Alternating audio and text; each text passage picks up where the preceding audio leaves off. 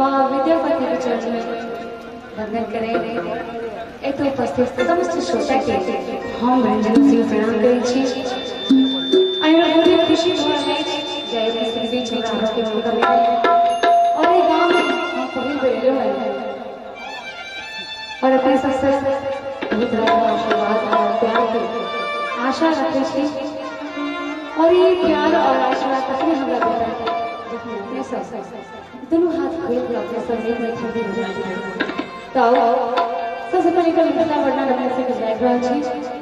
ताकि बाद कुछ पारंपरिक गीत सब सुना कैसे मिथिला वर्णन जी ई मिथिला वर्णन अपने एक से सुना रहल छी और आशा करै छी जे नीक लागत जो नीक लागत आशीर्वाद स्वरूप अपने जरूर मिलत।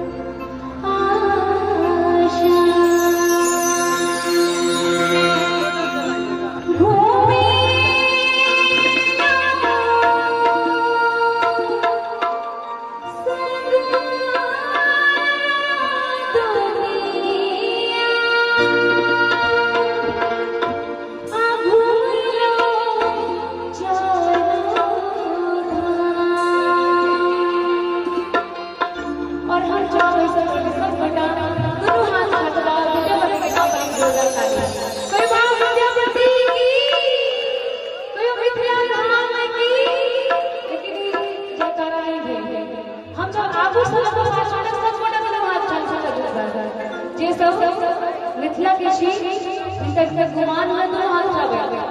सच्चा दिल से दोनों हाथ उठा सब गोटा कहियो मिथिला धाम की और ताली के साथ सब गोटा सही को